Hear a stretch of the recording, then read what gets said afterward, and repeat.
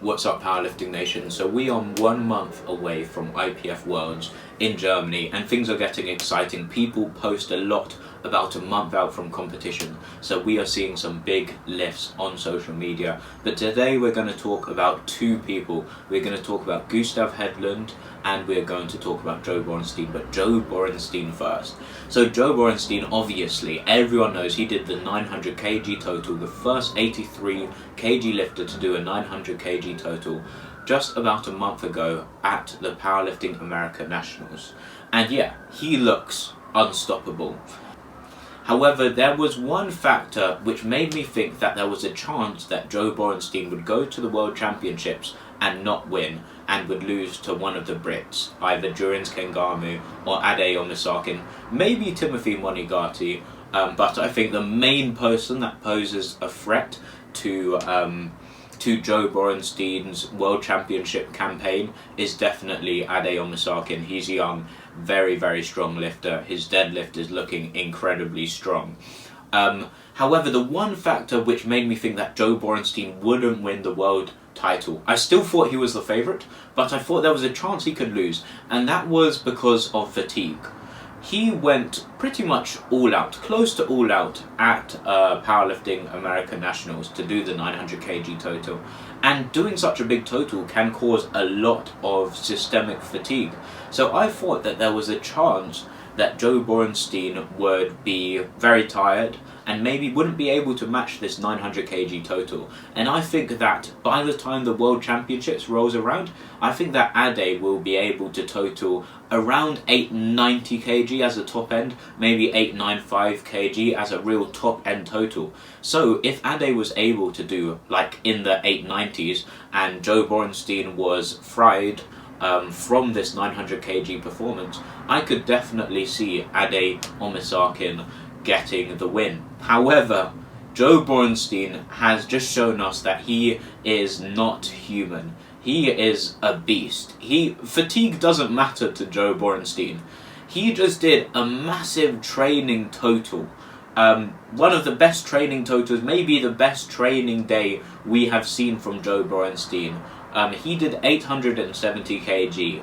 However, this was for reps. So he did a 295 kg squat for 2 reps and it looked really comfortable. He did a 215 kg bench press. However, this was a fatigued bench press. And then he finished it off with 360 kg, almost 800 pounds for 2 reps. So yeah, basically Joe Borenstein is a beast. Right now, I wouldn't be surprised if he has a top end of 915 kg, which would be crazy. But yeah, basically normal rules don't apply to Joe Borenstein. He isn't fatigued, and the one thing that could have allowed another 83 to beat him has gone. So unless Durins and Ade and Tim have been cooking in training, I sincerely doubt that Joe Borenstein isn't going to win the title. I think there's still a chance he could lose, but definitely without fatigue, I don't see why Joe Borenstein won't win the world title. So yeah, Joe is looking like a beast. If you disagree and think that someone else has a chance, put it down in the comments.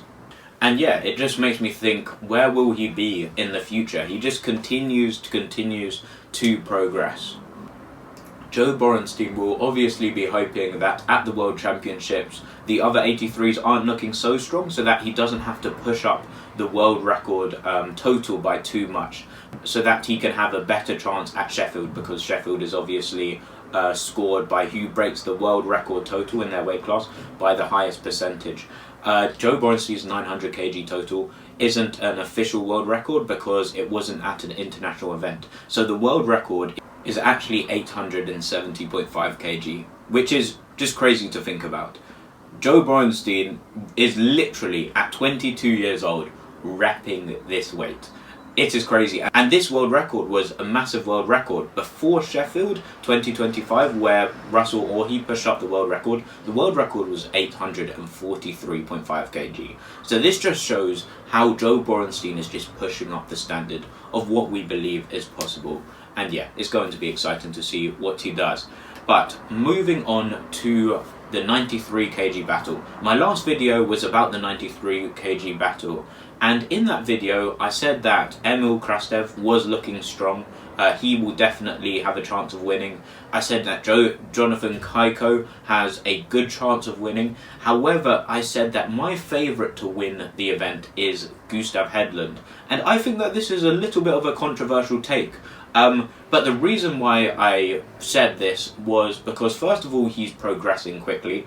He did 915 kg at Sheffield, and I think that by the time the World Championships rolls around, I think that he will have a top end of around 935 kg, and he is very good at executing. But also, the reason why I thought that he would win the event was because I think that the battle will come down to final deadlifts, and Gustav Hedlund has a massive deadlift, and I think that he will pull for the win and win the competition. But my theory relied on Gustav Hedlund having increased his squat and bench press, and we just saw a squat by Gustav Hedlund, and this was 330 kg, and this is very promising. Because before Sheffield, his biggest squat was 322.5 kg, and he ended up squatting 335 kg. So now, if we look at his prep for the World Championships, he has now done a 330 kg squat. And I think, because this was an unpeaked squat, I wouldn't be surprised if he squats 340 kg. And so this will help him boost that total of 915 closer to that 930 range. Also, he had more left in the tank on his deadlift at Sheffield, so that could give him another 5 kg, getting him closer to that 930 kg range. And hopefully his bench will have increased, meaning that he is at that 930 kg range. But yeah, this post just made me even more confident in Gustav Hedlund being able to win the competition. I do think it's close, but I would put Gustav Hedlund on top. And also, what I want to say is that Gustav Hedlund's progress is very underrated. So, at the World Championships in 2023, he came second with an 875 kg total. And then, only 6 months later, he did an 895 kg total to win Sheffield 2024, which was really impressive. At the World Championships in June of 2024, he did an 895 kg total, matching that total and coming first. And then he boosted that total again in the next 6 months for Sheffield 2024 by 20 kg in order to do the 915 kg total at Sheffield 2025. And so I think that given another 5 months since Sheffield 2025 at the World Championships in a month's time, I could see him adding another 15 kg onto this total, giving him a strong chance of winning IPF Worlds. Tell me what you think in the comments.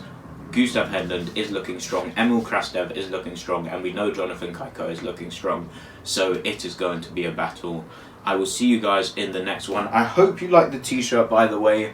I'm going to talk about that more in future videos, but I'll see you guys in the next one. Goodbye.